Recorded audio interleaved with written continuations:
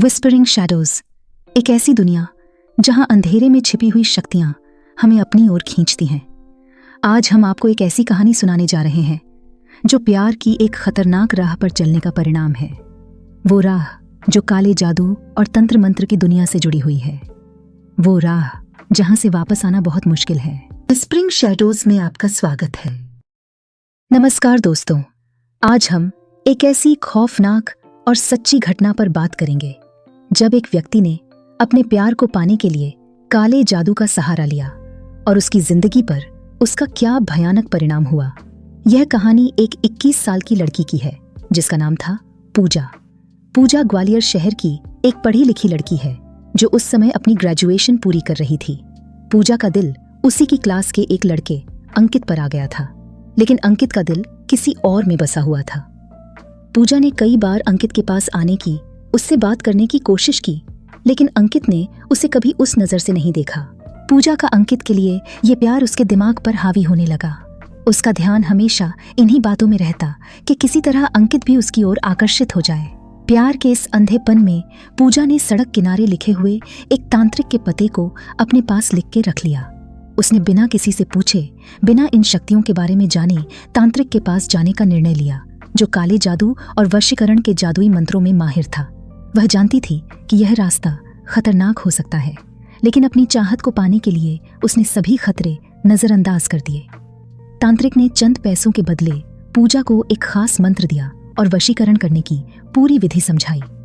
उस महीने की अमावस्या की रात जब पूरा शहर सो रहा था, पूजा ने अंकित की एक तस्वीर अपने आगे रखकर वह मंत्र का जाप करना शुरू किया।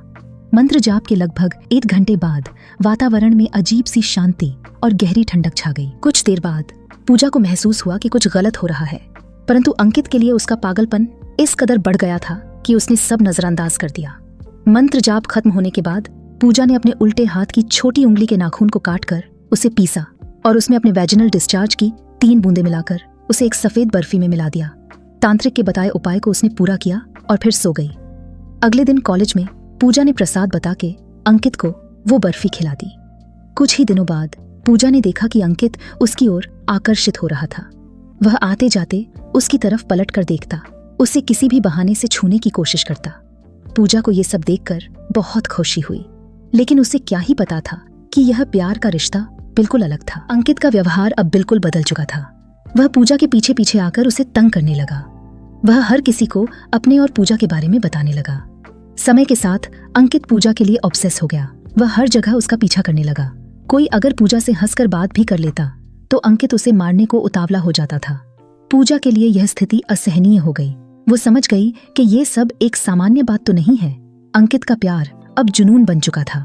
यह वह काली शक्तियां थीं जिन्हें पूजा ने अनजाने में अपने जीवन में आमंत्रित कर लिया था। पूजा किसी तरह अंकित से नजर बचा के उसी तांत्रिक के पास पहुंची।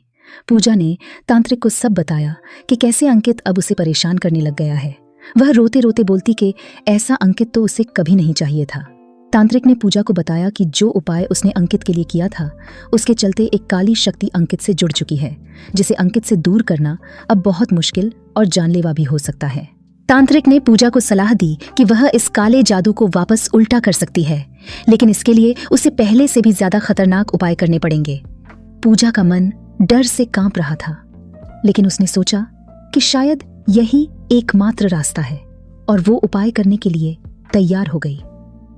जब पूजा ने वह उल्टा तंत्र करना शुरू किया तो एक खौफनाक दृश्य उसके सामने आना शुरू हो गया।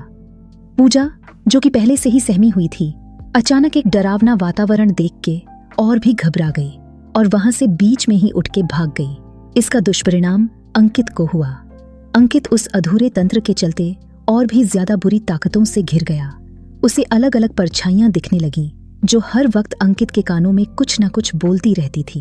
वह पागल सा हो गया और उसके भीतर एक अजीब भयावह बदलाव आ गया था। अंकित को इन ताकतों से छुटकारा दिलाने हेतु हर प्रयास किया गया, पर केवल 4 महीने की मशक्कत के बाद अंकित ने अपने शरीर को त्याग दिया। काले जादू से जुड़ी ताकतें कभी शांत नहीं होती। वे एक बार जब पकड़ लेती हैं तो छोड़ने का नाम नहीं लेती। पूजा ने इस हादसे से सीखा कि प्यार को पाने के लिए किसी को जबरदस्ती बुरी ताकतों का सहारा लेके कभी पाया नहीं जा सकता। वह आज तक इसी पछतावे में जी रही है। दोस्तों, यह कहानी एक चेतावनी है। प्यार पाना कभी भी किसी जादू या तंत्र मंत्र से आसान नहीं होता।